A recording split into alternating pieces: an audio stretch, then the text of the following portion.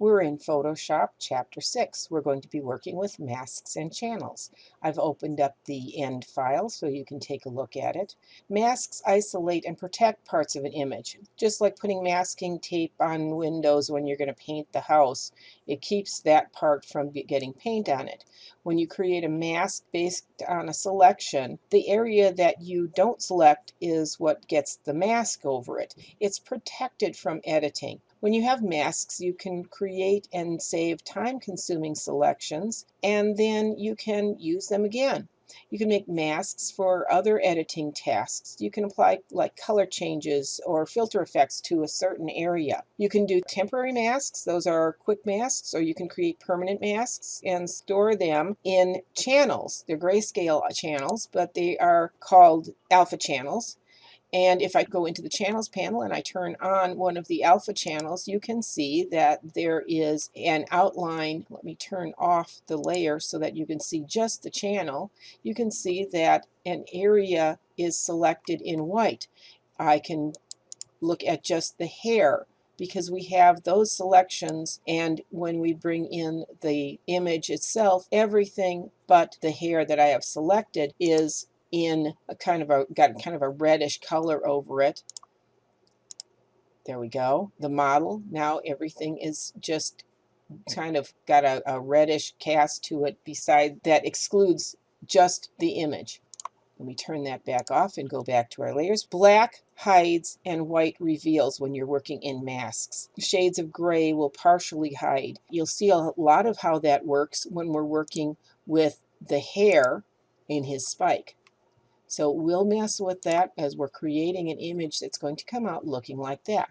So let me go ahead and open the start image, and I'll leave my other image open, and you can see what the actual background is. Take your file and save as working, 06 working.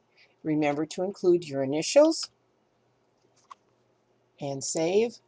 And of course, yes, we are saving the Photoshop file to start with. Select the Quick Selection tool in the options bar. We've worked with that one before. Set that up with a 15 pixel brush, so a little bit smaller than what my default came up. And it doesn't have to be exactly 15. We do want a fairly hard brush, so yes, it should be 100%. And we're going to select the guy. So if you click and drag, because of the amount of color change, it's going to be a little harder to pick it up along here, although there is a pretty good definition on it. You may have to go back in, reselect his nose, make sure you're selecting the majority of his hair. What I do want to call attention to, which is more difficult to pick up, and you might want to zoom in, is to try to get his glasses.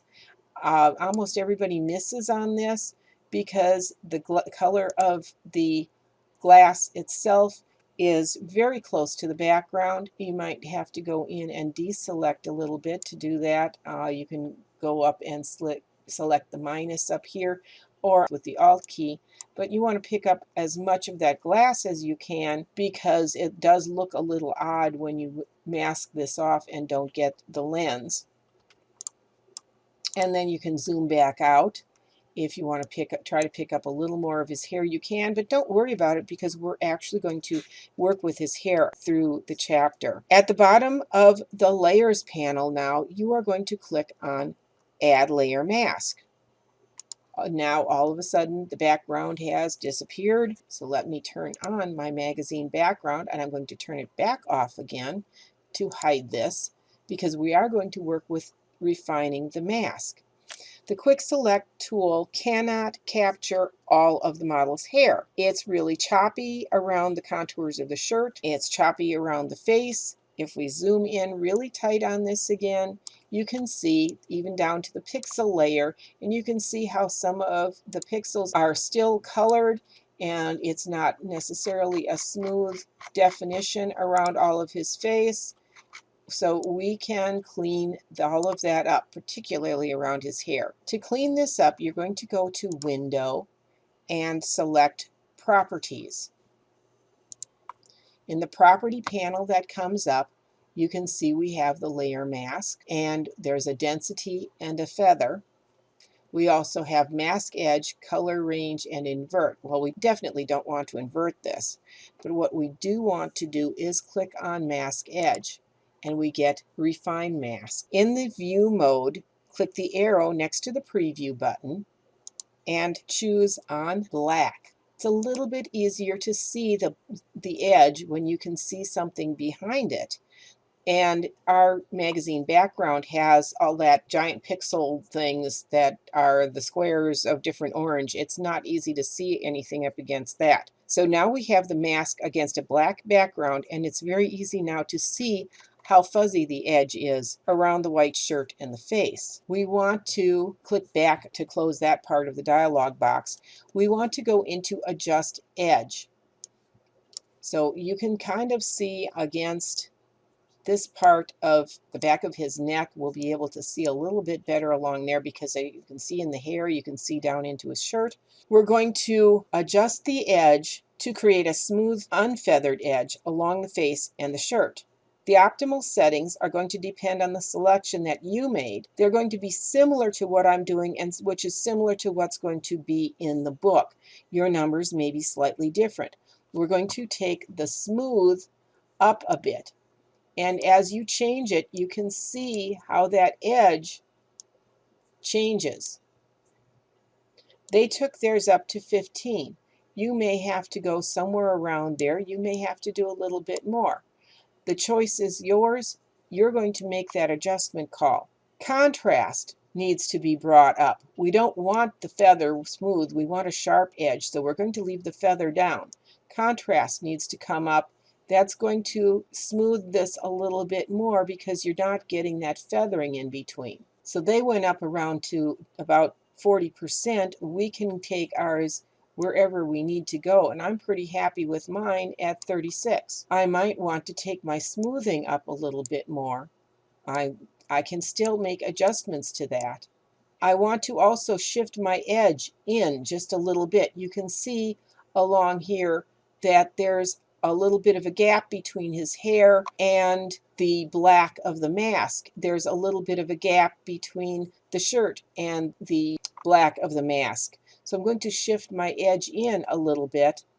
They took it to -8. Depending on what your selection is like, you may have to go a little bit more. I'm going to click on Remember Settings, Decontaminate Colors, which removes a color fringe from around the edge. And we're going to output to New Layer with Layer Mask. You have a choice of New Layer with Layer Mask, New Document, or New Document with Layer Mask. We want the new layer with the layer mask. Select the Zoom tool and click the face. You can zoom in, you can use your Alt key, and you can zoom out and use your hand tool so you can move the image around, and you can take a look and see how your edge is working. And you can make further adjustments. We're going to use the Refine Radius tool to paint out any white background. So look right here. We can paint in a little bit to try and get in. I think my brush is probably a little too big. I can actually bring this in a little bit, refining a little bit around his hair. I can refine a little bit around his nose. Do you see how this works? Around the lips a little bit more. How does it look around his neck area there? How about the back of his neck? So you can work with that and get as good of a selection as you want. Okay? Once you're happy with that area, click OK, because we're going to do something else to do his hair. We now have a new layer that's called Layer 0, Copy, and Layer 0 is not visible. So we've got a new layer mask that we're working with. We're going to use that layer to add the spikes back to his hair. Click Mask Edge in the Properties panel. And we're going to use that to open the Refine Mask again. This time, we're going to choose on white so we can see his hair better. You can use the hand tool, and we're going to zoom out to where you can comfortably see his hair. If you need to zoom out a little bit more or in, you can do that. With the Refine Radius tool, we're going to press the right bracket key to increase the size of your brush. The options bar will show your brush size, and we want to go up to a very large brush. So let's see if we can increase.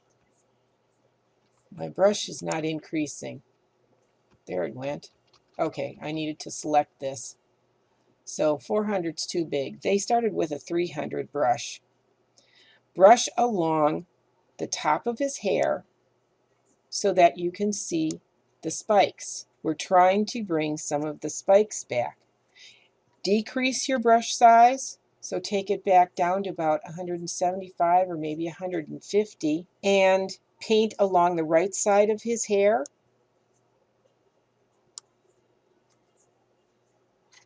If you paint into his hair too much, you may need to come back in and erase your define to bring that back if you've taken too much out.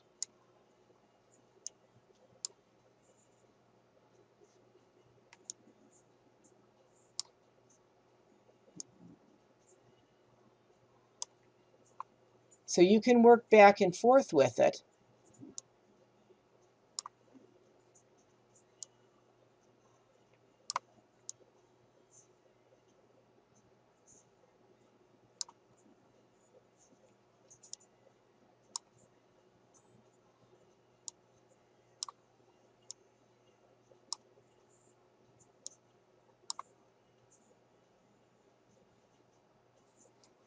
Once you're happy with what you've done with his hair, and you've worked through the back of his head as well,